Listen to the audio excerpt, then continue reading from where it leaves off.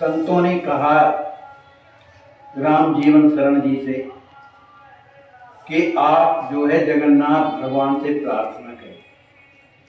उनकी प्रार्थना से आपकी प्रार्थना से वो निश्चित प्रसन्न होंगे और आपके हृदय में जो कामना है वो अवश्य पूर्ण होगी।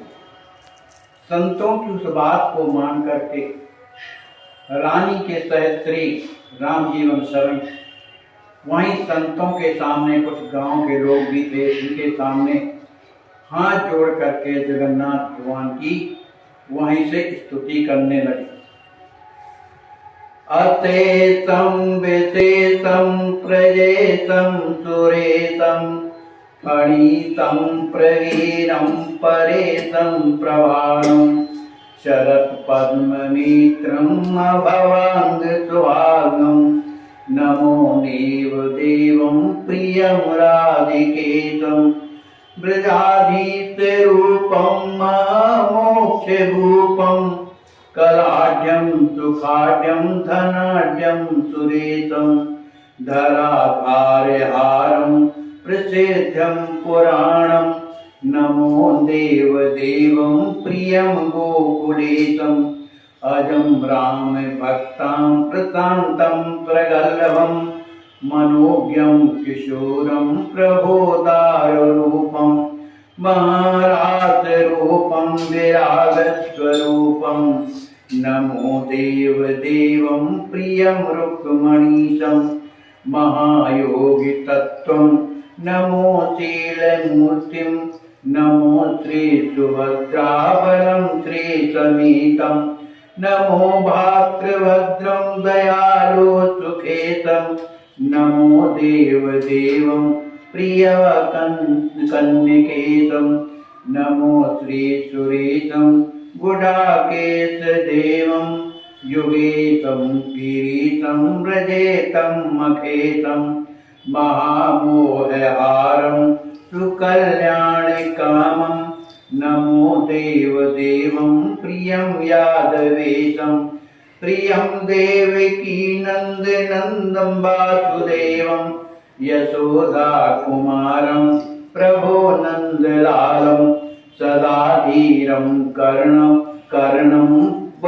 कार्यरूपं नमो देवदेवं प्रियाद्वारिकेशं मुनीन्द्र सुरेन्द्र ब्रजेन्द्रं सरेशरसेन्द्रं जरातापहारं महाकालकालं कृपासिन्धुदेवं ऋषिकेशनाथं नमो देवदेवं प्रियं तारकेशं जगन्नाथनाथं कृपालं महेन्द्रं चिदाकाशदेहं शुभं श्रीनिकेतं निराकार साकार सर्वेशरूपं नमो देवदेवं प्रियं हाटिकेशं जगन्नाथकहातं दिव्यं मिथिलादासनिर्मितं भक्तिप्रेमप्रदातारं सर्वशौक्यविवर्धकं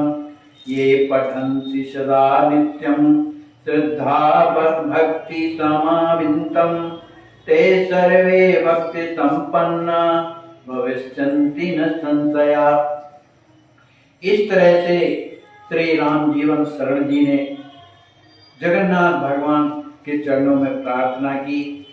लेखक कहते हैं कि ये जगन्नाथ का जो अष्टक जो मैंने लिखा मिथिला राज जी के द्वारा जो लिखा गया, इसको जो पढ़ेगा उसे प्रेमा भक्ति प्रदान मन प्राप्त होगी और उसके जीवन में सुख विवर्धित होगा। ये पठन्ति सदा नित्यं श्रद्धा भक्ति समितमम, जो श्रद्धा भक्ति के साथ नित्य का पाठ करेगा, ते सर्वे भक्ति संपन्न, वे सब लोग भक्ति से संपन्न हो जाएंगे। भविष्यन्ति न संशया, इसमें किसी प्रकार का संशय नहीं है। सभी ज्ञानपुर के जो लोग वहां पर उपस्थित थे, इस प्रार्थना को सुनकर के सभी के हृदय में प्रेम भर गया और वे भी ऋषि मुनि भी वहां पर थे, वे भी उनके साथ में भगवान से प्रार्थना कर रहे थे। सभी जो पौड़ी के जो निवासी थे, संतों के प्रति आदर भाव था, उनकी वाणी में विश्वास था, तो सभी अपने हृदय में इस भाव को धारण किया कि जब श्री सीताराम जी के सम्मुख, माने जगन्नाथ भगवान के सम्मुख जो ये प्रार्थना की और ये जब संतों ने बताया तो निश्चित रूप से मनोकामना पूर्ण हो गई। सभी लोगों ने जो ये प्रार्थना हुई वो सामूहिक हुई। फिर इसके बाद जो पौड़ी के लोग जो आए हुए थे, इस प्रार्थना में सम्मिलित थे, वे अपने अपने भाव के अनुसार जगन्नाथ भगवान के सामने प्रार्थना करते हैं।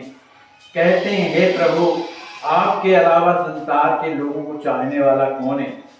आप तो जगन्नाथ हैं, सबके जीवन को माने सुरक्षित रखने वाले हैं, इसलिए आप ऐसी कृपा करिएगा कि जो आप पुत्र दें तो कैसा है? वैष्णव विख्याता, माने वो बालक जो है वैष्णव हो। सादर कामरी आन चढ़ाई, चाहो करण नाथ शिवकाई, परम विनीत बोले मृदुवानी, ढारत अश्रु खड़े दो प्राणी। रानी और श्री राम जीवन शरण जी महाराज हाथ जोड़ करके जगन्नाथ भगवान से प्रार्थना करते हैं कि प्रभु, यदि मेरी एक कामना पूर्ण हो गई तो मैं आपके चरणों में आकर के कामड़ी चढ़ाऊंगा। ऐसा कहते हुए उनके नेत्रों से प्रेमाश्रु बहने लगे, उनका हृदय भाव से भर गया, शरीर की स्थिति विचित्र हो गई और उसी भावावेश में पृथ्वी में गिर पड़े। लोग उठाए निकट बैठारे, प्रमुख जय जय जयति उचारी। लोगों ने श्री राम जीवन शरण जी को उठा करके बैठाया। सभी कोई जगन्नाथ भगवान की जयकारा करते हैं। बोलिए श्री जगन्नाथ भगवान की जय। अंतः आहुति जानि शुभ, हर्षित संत समाज, करे विनोद बोले बिहस, पुत्र यज्ञ दिन आज। सभी संतों के हृदय में अत्यंत प्रेम था। उस प्रेम की स्थिति में सभी संत बड़ी प्रसन्नता के साथ विनोद में कहते हैं, भैया और भी देखा गया है जिनके पुत्र नहीं थे, जैसे दशरथ जी महाराज के, तो पुत्र यज्ञ करवाया गया, मन जहां जहां नहीं। तो आज जो आपने जो प्रार्थना किया, अपने माने अश्रुओं के द्वारा प्रभु को जो ये भेंट दी, ये पुत्रेष्टि यज्ञ हो गए। तो पुत्र यज्ञ दिन आज जो आपने किया, ये पुत्रेष्टि यज्ञ हो गया। शुक्ल भद्र पद मास सुहावन, तीज तिथि हरि तलिका पावन, नंगर नारी सुंदर व्रतधारी, कियो जागरण मंगलकारी। जिस दिन प्रार्थना की गई थी उस दिन स्त्रियों का तीजा व्रत था, माने हरितालिका व्रत था। वो शुक्ला पद भादों की शुक्ला पद तृतीया थी। सभी स्त्रियां अपने सुंदर व्रत को धारण किए थी और रात में भगवान शंकर पार्वती की पूजा कर रही थी। उस समय रानी सहित शिवा भवानी, माने उस समय जो रानी मरो राम जीवन शरण जी की जो पत्नी है, वो भी उन्हीं स्त्रियों के साथ गए। पूज मुदित मन किए होलसानी, भगवान शंकर जी और पार्वती की पूजा करने के बाद मन में अत्यंत प्रसन्न हुई। संध्या समय लोग सब आई, करत कीर्तन झांझ बजाई, चिमटा ढोल बात बहु बाजे, संत समाज मुदित मन राजे। रोजाना का नियम था कि पौड़ी में श्री राम जीवन शरण जी के यहाँ जो संत ठहरे हुए थे, नित्य प्रति शाम को रात्रि में कीर्तन होता था और कथा होती थी। कोई कीर्तन में झांझ बजा रहा है, कोई चिमटा बजा रहा है, कोई ढोलक बजा रहा है, इस तरह संत समाज भी उन सब के बीच में सुंदर कीर्तन करते हैं। अब चूंकि उस दिन हरतालिका व्रत भगवान शंकर जी का विवाह ही था, तो शिव विवाह संवाद सुहावन, शंकर भगवान का पार्वती जी से किस तरह से विवाह हुआ, यह संवाद संतों ने सबको सुनाया। रामचरित सुन सब हर्षाई, गान तान अति मन भाई, परम प्रसन्न मन बड़ भाई, परे जाए सब चरणन लागी। उन संतों में ने श्री रामचरित मानस के अनुसार जैसा श्री शंकर भगवान पार्वती का विवाह हुआ था, ये संवाद माने गा करके सुंदर तान माने गाना बजाना के साथ उन्होंने रामचरितमानस का गायन किया। सभी प्रसन्न मन होकर के जो पौड़ी के जो लोग थे, अपने को बड़ा भागी मान करके सब संतों के चरणों में जा करके प्रणाम करते हैं। चरण बंदे मन मुदिते अति, सुनी चरित सब आए, क्षमा मांग सब संत से, बोले आय छुपाए। सभी पौड़ी के निवासी संतों के चरणों में बड़ी प्रसन्नता से प्रणाम करते हैं, क्योंकि उन्होंने आज शिव पार्वती का सुंदर विवाह का वर्णन रामचरितमानस के द्वारा गा करके सुनाया। सब लोगों ने क्षमा प्रार्थना किया कि आपने बड़ी कृपा किया, जो हम जैसे लोगों को आपने भगवान की कथा सुनाई, शंकर भगवान का विवाह सुनाया। और उन्होंने हाथ जोड़ करके प्रार्थना किया पौड़ी के लोगों ने, कल गणेश उत्सव सब कीजे, कछुक दिवस रहे प्रभु सुख दीजे, दूजे दिवस लोग जब आए, श्री गणेश की कथा सुनाए। लोगों ने प्रार्थना किया संतों से कि हे प्रभु, कल गणेश जी का उत्सव है, इसलिए आप कल गणेश जी का उत्सव मनाइए और कुछ दिन और रह करके प्रभु की चर्चा हम लोगों को सुनाइए। जब दूसरा दिन हुआ, सभी पौड़ी के लोग वहां आते हैं, तब संतों ने श्री गणेश जी महाराज की सुंदर विधि से कथा सुनाते हैं। सभी लोग मिल करके शंकर जी के पुत्र जो गणेश जी हैं, उनकी पूजा करते हैं। और कीने कछ संदेश संत उपदेशु, कुछ जो संतों ने कुछ उपदेश भी दिया तो उसे ग्रहण किया। गिरजा मात चढ़ानन माता भ्राता, सकल इष्ट विविध फलदाता।